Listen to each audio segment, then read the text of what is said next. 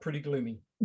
Oh, beautifully and sunny in Wellington, but oh boy, it was a pretty hairy night with the wind. We had a very big southerly last night, so yeah. Generally, people are just joining in at the moment. Scott, we'll give them a couple more minutes, and so you and I can just chat away if you like. So. How long has play been around as a thing? Forever. I think from I suppose from a human development perspective, play's already always existed in our DNA, just like with animals. But I think as a an area of work, right, from within our concepts of here at Sport New Zealand, back in the days of the Hillary Commission in 1972, they developed what they called a play unit. And the play unit's role was to advise and support councils with quality playgrounds. And I think one of the challenges, like all things in government, is that the stability of policy and planning and stuff, obviously goes through cycles. And 1 minute it's quite important, and then the next minute sort of disappears off the radar. But yeah, so I think councils across New Zealand, they are the biggest investors in play, so they have quite a vested interest in this area. Traditionally, it's been playgrounds, but I think with the work that we're doing and others, we're really starting to open up or broaden the perspective of any space as a play space. So the play space quite important. Excellent. And how long have you been involved with play? I did a bit of an edit for this morning, actually at 2 o'clock when someone asked me the same question. On and off for about 48 years. 48 years worth of play. yeah, okay. but as a job, I think probably close to 15, 16 years. So obviously I started off as a school. Well, once I left the Defence Force, I ended up being a teacher, and so it started off in that space, and then became a house dad for about 7 years. So I literally played every day for 7 years with my daughter. And then I headed into the council world, managing what is an active communities project in North Shore City Council, Youth Destinations Project, which is pretty much a play-based concept. And then that was pretty successful. And then we formed a charitable trust called Intuit. We'll get into Life Youth Development Trust, and I think I was the GM of that for about 8 years. And then Sport New Zealand decided that play was back in the radar again and asked me to apply for the job. So I did, and I've been doing it ever since. I think coming up to my end of the beginning, what am I, 5.5 years at Sport New Zealand. Fabulous. So that probably leads us into the start of today's webinar. So kia ora to you, Scott, and it is my pleasure to introduce Scott McKenzie, who is the Play Systems Lead for Sport New Zealand. Scott joins us this morning after a very early morning, having to get up and present a similar webinar internationally. So we're very grateful that that you've managed to stay out of bed to join our crew here today. Welcome. One of the really exciting things is that next week is Play Week, and so Scott's here today to tell us a little bit about what that means. His background includes many leadership roles across central and local government, education, play. He's had been an active player with his own children as well. So we're delighted to have you come along today and talk to us about play. Way you go there, Scott. Kia ora koutou whānau, ko Scott McKenzie taku ingoa. Yes, that's right. My name is Scott McKenzie. I'm the play lead at Sport New Zealand. Ihi Aotearoa. What I wanted to be able to do was just give you a bit of an overview of something that is quite big in our world, but giving down into quite simplified, non-detailed ideas. I think as a bit of a disclaimer right off the bat is that there are lots of multiple things happening at the same time in Sport New Zealand in the area of play. And today I'm just going to share just a mere glimpse of it. I'm happy for anyone to connect with me or our regional play systems consultants post this interview. So, this webinar. So my details will be available. So what I want to do is, I'm sorry, I'm going to refer to my notes, but I'm in a bit of a foggy zone at the moment. But I'm going to look ticking off as what is play, why is play important, very, very quickly and very succinctly, as there are many different ideas around it, but I'll just give our perspective on it. I want to give some context of our Sport New Zealand world. Also the idea of a play system thinking that play champions and advocates can and do operate within.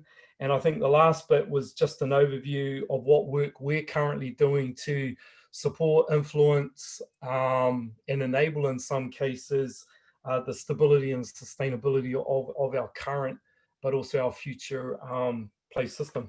So what I'll do is I will share my screen.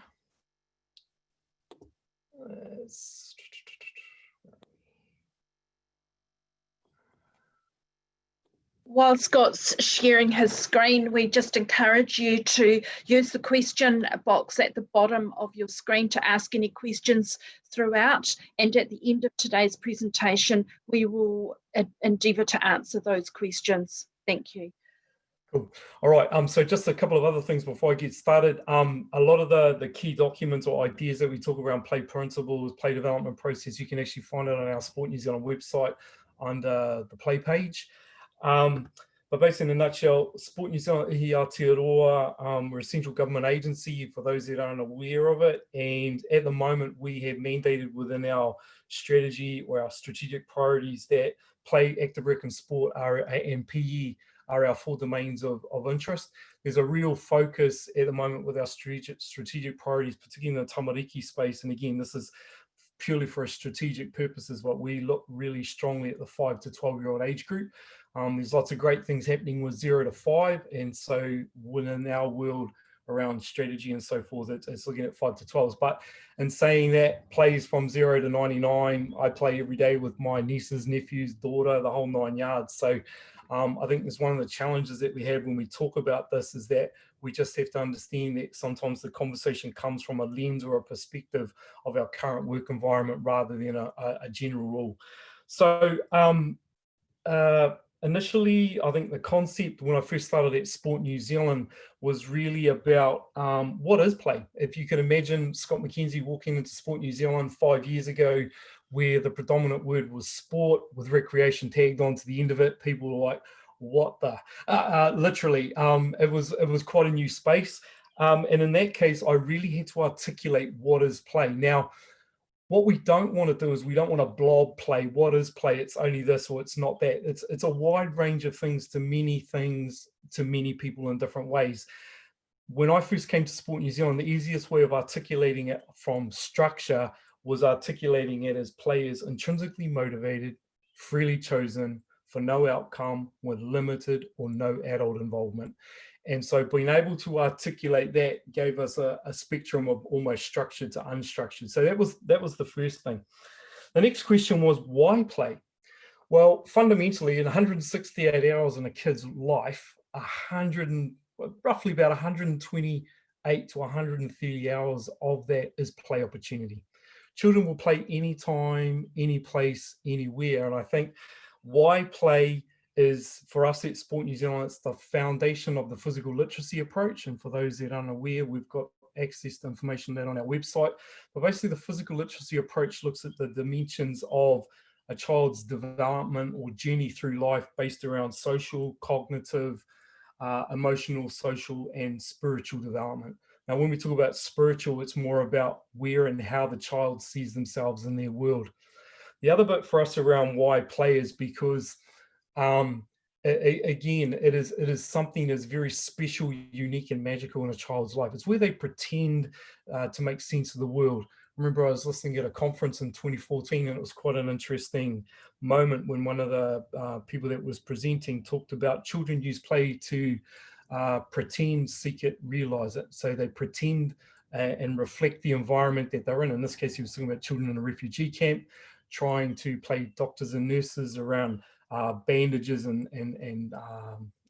what do you call it, like sticky plasters.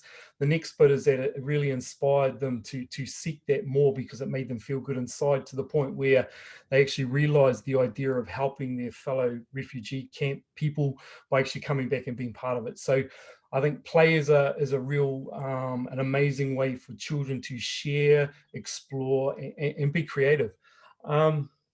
So on that note, oh, hang on, where are we? Sorry. Okay, where did it start? Okay, so for us at Sport New Zealand, I just briefly mentioned before, play was actually at Sport New Zealand, or one of our predecessor organisations, the Hillary Commission, back in 1972, where the play unit was created, and I've actually got the taongas, or the treasures that was produced back there on the old, what are those, Restroscrapper, like the olden day photocopy machines with the purple, still smells like it too. Actually brings back primary school memories from Waikiki Valley Primary. But and it was about guidance for councils around playground development. And it sort of started from there. And like all things within government around policy, and sometimes the lack of stability that is within that environment, the focus on play sort of disappeared over a period of time, until back in 2015, where play reappeared within our community sports strategy.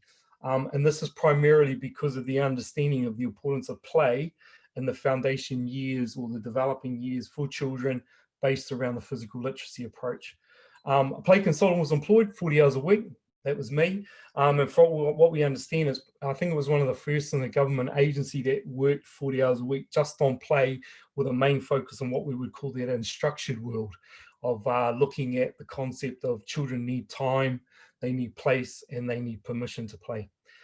We spent probably the first 2-3 years really exploring and discovering the system components, and the people, well, we found that people were doing absolutely great things, but it was disconnected. There was a real lack of one voice. There was a lack of connectivity. And just to give a bit of context, I worked within the community play system area for 8 years. And a lot of the learning and the scars and the broken bones and the black eyes that I got working in that space, as a lot of our community people will know, have proven great learning as I work with my team to influence and improve. We talk about preserving and enhancing the taonga that is Aotearoa play. We developed the Sport New Zealand play principles. This was on the back of about an 18-month journey around New Zealand, 250, 300-page sound bites. We came back, we found 8 key themes. Like the number one is play is important to the well-being to you young New Zealanders. We talk about being the foundation of physical literacy, the importance of both man-made natural resources, natural play spaces. We talk about the importance of risk and challenge being part of quality play rather than it being risky play. We talk about quality play. So it's about the bigger picture, allowing everybody to potentially be part of rather than extracted from. And the last one, the last key thing for us was around the development of what we call the Sport New Zealand play development process. This is almost like a channel or a journey that you go through with play development in any organization or any level of the system, that just flowed, and it was staring us right in the face. And it wasn't until we were theming up some of the actions that it came alive. And again, those 2 documents, the principles of play and the play development process, are all on our website. The play principles are really important because it articulates Sport New Zealand's values and beliefs that underpin the work that we do. So our new direction. So as of today, we've got 3 full-time staff contributing 120 hours of play development time every week. That also includes 20 hours a week that we have currently with somebody working on our Kaupapa Māori PO. So what we're doing moving forward is that any work or any plans or strategies we do in the area of play has a solid bicultural foundation in the first instance. Again, so we're going to be launching our Aotearoa play plan hopefully about March next year. We're in the middle of writing it now, and it's going to be very much founded in a bicultural context. Through our investment into regional sports trusts and other relevant existing partners, we're really developing the government and the regional connectivity around leadership and how we can work across horizontally across our levels to maximize it. And most importantly, I think at the moment, it's about how do we support councils with their integrated play strategies for that long-term stability. And the other one that some of you may be aware of, obviously, is that we have the Healthy Active Learning Initiative, in which Ministry of Education, Health and Sport New Zealand are working together. So we're really going to be focusing on almost this concept of free play opportunities within the school environment. This isn't in any particular order or shape or anything at the moment. It's more just a brainstorm of the ideas, but we're looking at a tahanga whare kind model where we have an Aotearoa play po, kaupapa Māori play that's sitting comfortably and strongly on a Ihi Aotearoa bicultural play map or plan. You know, it's got things like development, potama. Sport New Zealand's got a Māori outcomes framework and an Aotearoa outcomes framework as well that we are looking to work in. And ultimately, it's our Ihi Aotearoa strategy that sits across the top. And this is going to be a real focus for us over the next 18 months. It's quite a journey, not just for the play unit at Sport New Zealand, but for Sport New Zealand in general. Right, so the first thing that we had to do before we dived actually into the idea about critical roles and who's in the system and those sorts of things, we needed to get an understanding of what actually is a system. And as I said before, in those first 2 years in particular, there was lots of great things happening. And unfortunately, a lot of those things weren't connected, or they were isolated. Some were here 1 minute, gone the next. Some weren't able to maximize it. So I started looking, and it's because I was working on my own at that stage, but looking at the idea of a system as a regular interacting or independent group of forming a unified whole. Basically, what we're talking about here is an ecosystem. So from those observations, and again, this is all really driven by people and organizations. So the key things that came through for us was around this idea of systems observation and investigations.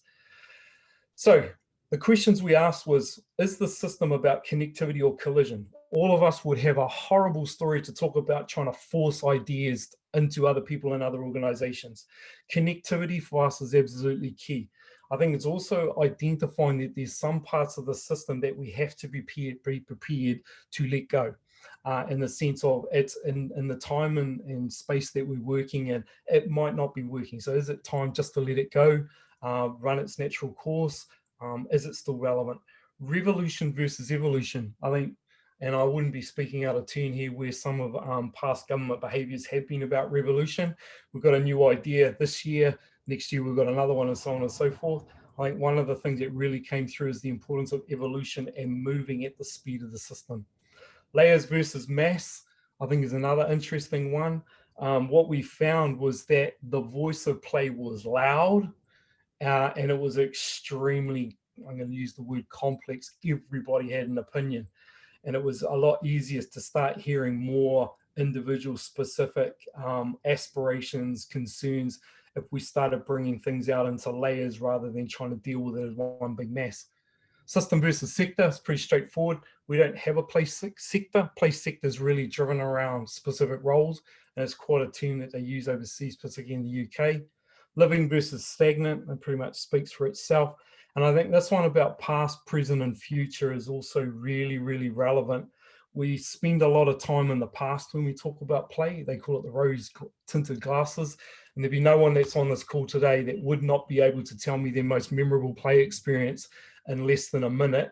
And that's for a specific reason. And what happens is we use that experience to articulate and make decisions about play in today's environment. So complexity of the play system. Again, I'm not going to spend too much time on this, but this whole piece of work that we're doing at the moment at Sport New Zealand is actually about the system, not necessarily the play experience. What we've found is that from having a better connected system of people and organizations at different levels doing different roles and different responsibilities, actually by default in a real intangible way creates quality play experiences. So obviously, number one, diversity of thought and intent. Equity can be seen and missing, and I see that all the time. There's a difference between strategic management and delivery, and I think that needs to be really articulated because it's about a strength-based approach. I think number three is about this play champions or critical roles. There are distinctive leveraging points within that play system that are really important to improve quality play outcomes. Number five, we need to work to improve stability. Stability is about policy and planning, and people give me a hard time about that, but the reality is that is the concrete or the glue that allows the magic to happen because it provides consistency. I talked about the emotional currency. Again, there is not one person on my travels that has not given me their opinion on what I should be doing or what we should be doing or why we shouldn't be doing that, which is great. We bank them, and we're still using a lot of the learnings from nearly 4 years ago in some of our planning.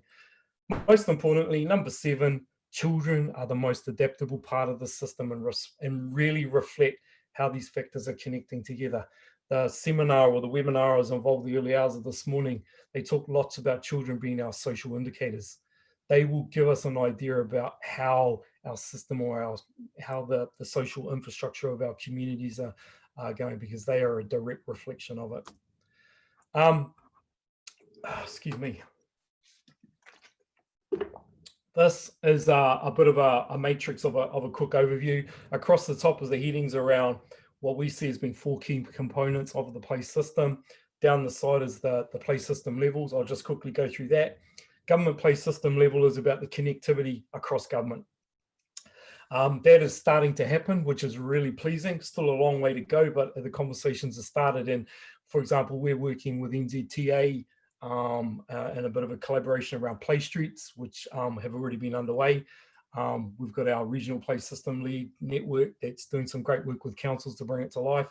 We're also obviously supporting HPA with the National Play Week next week, which for us is a soft launch, but it's the first one that's ever been done, which is really quite exciting. The regional PLACE system, for us, it's a representation potentially of the regional leadership coming down from government. So for us, our regional sports trusts are our regional leadership mechanism. Ministry of Health, you could, without me putting words into people's mouth, could be the DHB. So there could be a critical play role that sits within the DHB that works with the regional PLACE system leads at the regional sports trust. Next level down, local PLACE system. This is the councils. Now, I think this is the squash point. It's almost like coming down from government but up from community. The idea that play has to hit someone's work plan is absolutely paramount. So one of the aspirations we have, with the regional PLACE system leads, we've got 14 of them across New Zealand. They're all the RSTs or the RST sites. Three of the sites that have PLACE systems innovators, which are connected to the regional PLACE system leads network within the context of what I'm talking today. They sit within the regional sports trust as well. Oh, sorry, there's a 4th one as well over on the East Coast that's just come online. The next level down, I think this integrated play strategies and plans will be the mechanism that will really help what we call our community play champions, which is the community play system. So there's 68 TAs that can or should have integrated play strategies, where this is about every part of the business having a play champion within it. And I think the example that we've got in Hamilton off the top of my head, they have 14 play champions from different parts of the business that have come together to connect to form almost like their own little play champion huddles at Hamilton City Council. They used it to create their national award-winning play strategy. And now there's a piece of work potential for the local play advocate, Damien Puddle, who's just come on board via Sport Waikato to really drive that home around empowering it or bringing it to life. And then the community play system, that's down in our neighborhoods.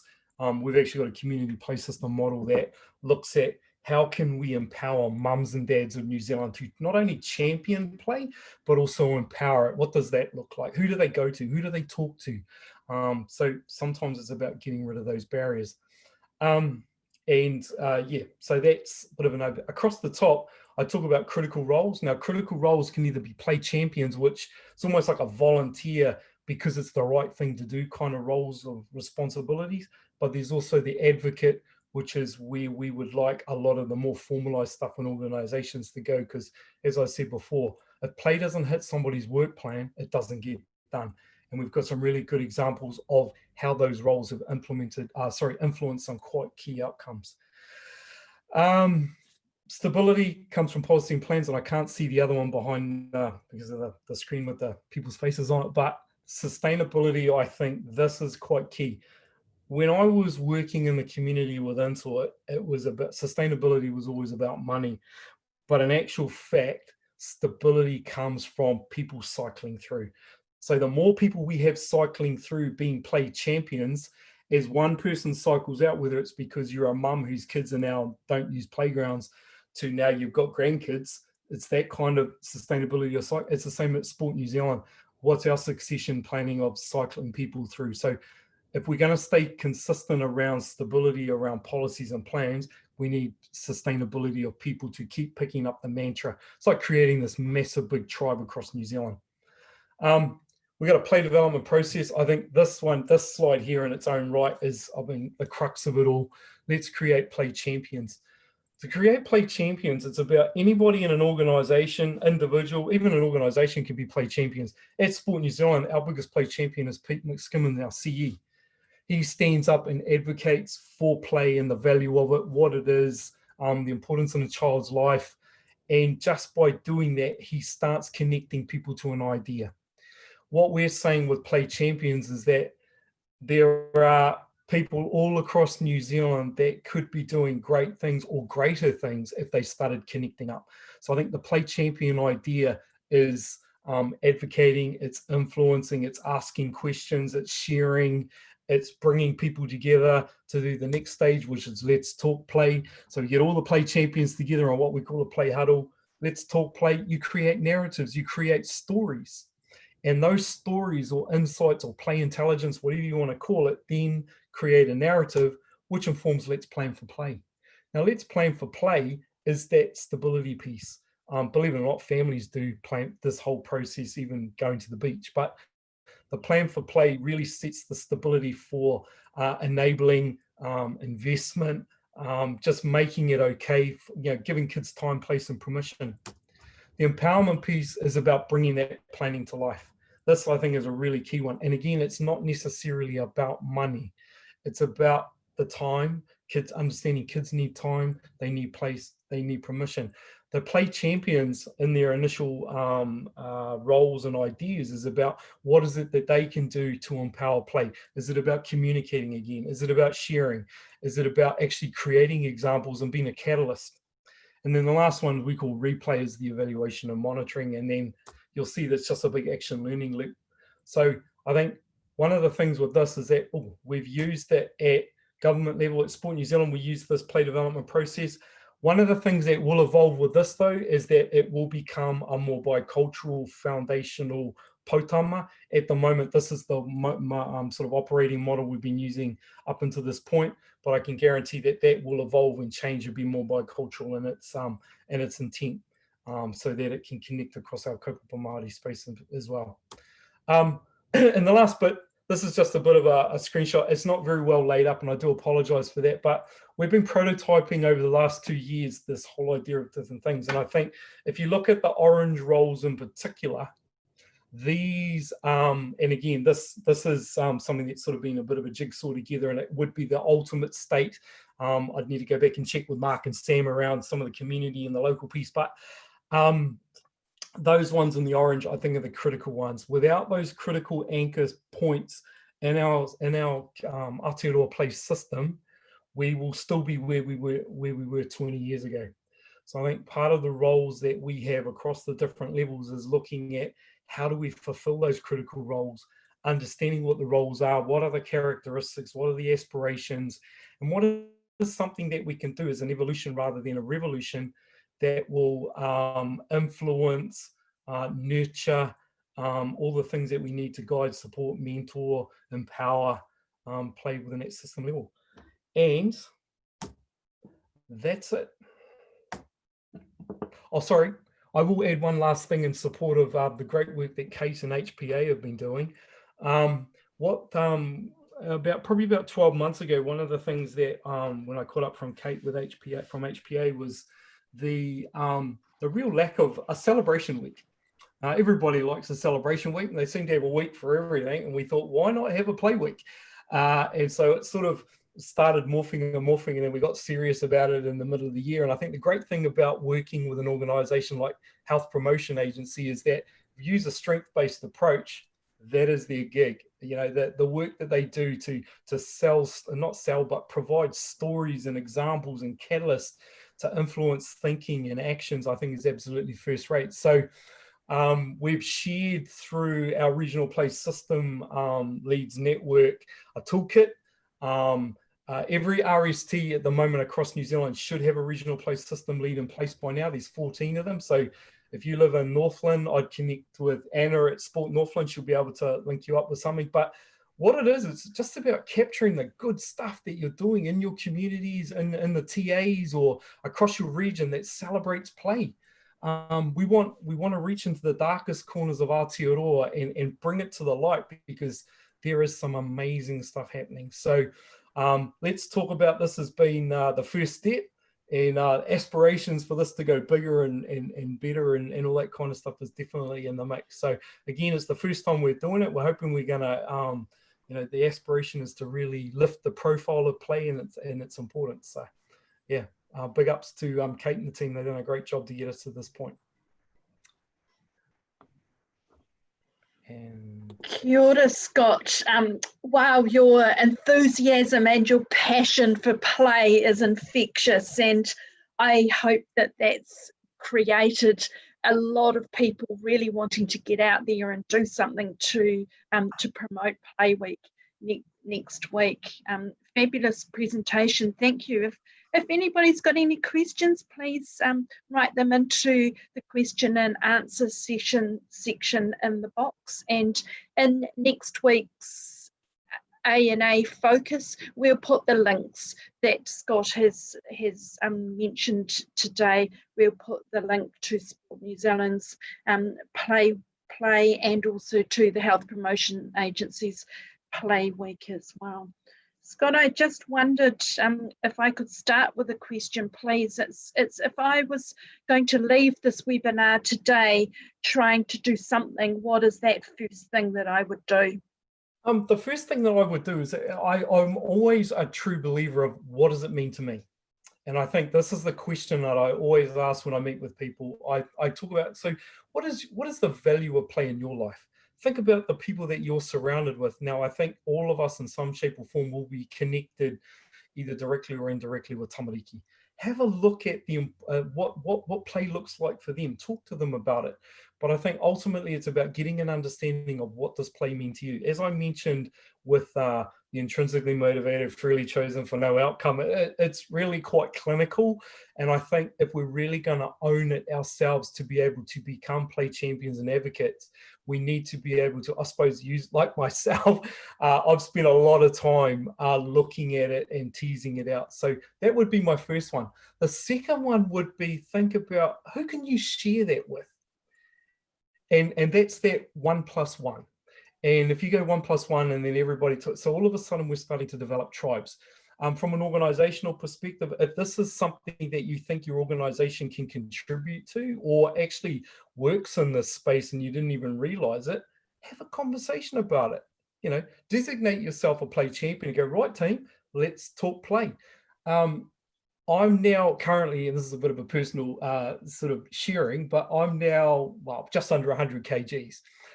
When I was doing the tour around New Zealand, I was 123. And I think that's because I did so much Let's Talk Play over coffee and muffins that instead of going onto the paper, I think it went around my waist. But my point is that if you create something for people to gather around, you would be amazed with the diversity of thought and ideas that will come forward. I think everybody has something that they can contribute for better play outcomes for kids in New Zealand.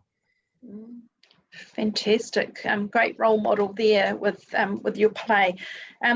Just a question is related to what's happened to play. Surely don't we all know how to play, and has something happened? Have we lost play when we were all growing up? We just went out and played. Why the change? I think what I've noticed really quite a bit through my travels over New Zealand, and I've been talking to people, there's a couple of key things. Today's world for children is busy. If I talk about that 168 hours of a week, I could go for 40 hours of that week in particular is based around school. And then we start looking at sports practices and music lessons and swimming lessons, and it just sort of goes on and on, tutoring, all great things. I'm not criticizing anybody wanting the best for their children. I mean, I did the same thing myself, but I think we've overstructured kids' lives. There is a time during the course of a day where they just need to be by themselves, and believe it or not, play will happen. We talk lots about the conditions of play needing to be present for it to be spontaneous. So that means, again, we need to be aware that children need time, not something that needs to be programmed. We also need to talk about place. You think about urban density, the moving from rural to urban cities has had a big impact on the way that we play. Just about everywhere I go across New Zealand, the most memorable play experience 9 times out of 10 involves the rural area. It's about farms or visiting family who had farms. So that freedom of space and adventure seems to have disappeared. The last one is permission. Now, permission isn't really about, yes, you can play, no, you can't. Permission is more about just the awareness that as adults, when we make a decision about what and how children, use up the hours in their day, that is a permission decision-making tool that impacts on their play. So that's one. Obviously, things like technology and these things are here. And I think if you go back to when I was growing up in New Zealand, in Rotorua back in the late 70s, there was technology around there, but it wasn't accessible, So I think technology means different things in different times. The last one I think is really interesting is just this whole idea of we need to go somewhere to play. The playgrounds, for example, are really important, but the history of playgrounds is that they were created in New York and London for kids who were stray on the street to go to. So it's almost like a capture zone. What we've forgotten is how to play local. And I think all of us would have experienced by looking at our window during COVID, play local is real, but we just spend so much time jumping in the car to go somewhere to play, we've actually forgotten what's actually in front of our nose. So part of the community play system model that we're prototyping at the moment is to bring more of a focus back in based on that. And the last thing, that I think is impacted on play is independent mobility. And no one would disagree with that. I saw a presentation last night where they talked about in the 1930s, grandfather used to walk or travel 30 Ks across Sheffield to the point now where I think it's down to about 750 meters for his grandson. New Zealand's no different. I think with NZTA, you can see some of their independent mobility data and stuff that they gain. And there's all sorts of different reasons for that. The way that the urban design is done, mobility, accessibility, those kinds of things. So, yeah. Excellent. One question here from Kylie. As an early childhood teacher, this talk has encouraged me to look at the work I could do around educating my whānau about the importance of play. Where would be the best place to connect, she says? Okay, so at the moment, I think the best place to connect around gaining more information, I think, well, obviously there's our website. HPA's website is fantastic. If I remember correctly, is it the Healthy Kids one? They've got fantastic ideas. It's starting to get quite localized. I think the key thing that we need to remember about play is it's low cost, no cost. Sometimes it comes back to just providing the time and the place. So I think if we start with our own whareas or our own houses and our back sections, encouraging them just to get out there and just sort of turn your head away, just the importance of understanding that the kids become a lot more resilient. They actually become more social. There's all those kinds of sort of physical literacy benefits as well. But yeah, so I think the HPA website is absolutely gold for it. There are a lot of council websites have some ideas around play now that it's starting to come through as well. So old Dr. Google's always good as well. Yeah, there's some fabulous resources that I've seen. In fact, last Christmas I bought some children that I needed to buy a present, a play package whereby it said turn left at the next corner, stop and pick something that's growing on the ground, or imagine something else. And I think a lot of us we've just lost our imagination a little bit. So fabulous. Another question here: how do we turn back the clock to our childhood-free play experiences while still noting all the changes to family life, such as after-school care, two parents working, programs, sport, and etc.? Oh, look, if I had the absolute ultimate answer for that, I think I'd be a millionaire. That, I think, is one of our challenges. Because we have this good feel-good feeling about, I mean, I could talk amazing things about my childhood, and yet if I put it in front of my daughter, she'd probably go, nah. It's just like, I think that the realities of today are the realities of today. I don't know whether myself personally, I'd want my daughter Maddie to have those experiences, because I think where I live, there are a whole lot of unique ones as well. But in saying that, I think if you looked at the themes, freedom, how can we promote freedom in our communities today? How could we promote creativity or connecting with nature? Those are the questions we should ask ourselves, and then go, right, as an enabler of play, as an adult decision maker, what can I do to create that ihi or spark for those children to create their own memories? Because I think as we're going, I talk about the preservation and the enhancement of the taonga that is Aotearoa play. Each generation has a special uniqueness to it that we should allow them to own, and let the future create what that might look for them based on those themes and what we can do to promote those quality outcomes. Fabulous. Well, Scott, thank you very much for joining us today, and I'm sure that our listeners have learnt something, and I encourage them all to leave today aiming to be play champions. Your enthusiasm has certainly washed off on us all. Kia ora to you. Oh, one more thing. One plug.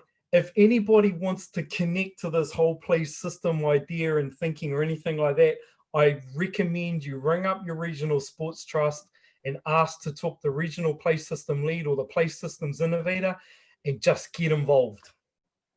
Kia ora. Thank you so much. We'll put those links into the ANA Focus newsletter next time. Kia ora to you, Scott. Thank you. Thank you very much for your time. Goodbye.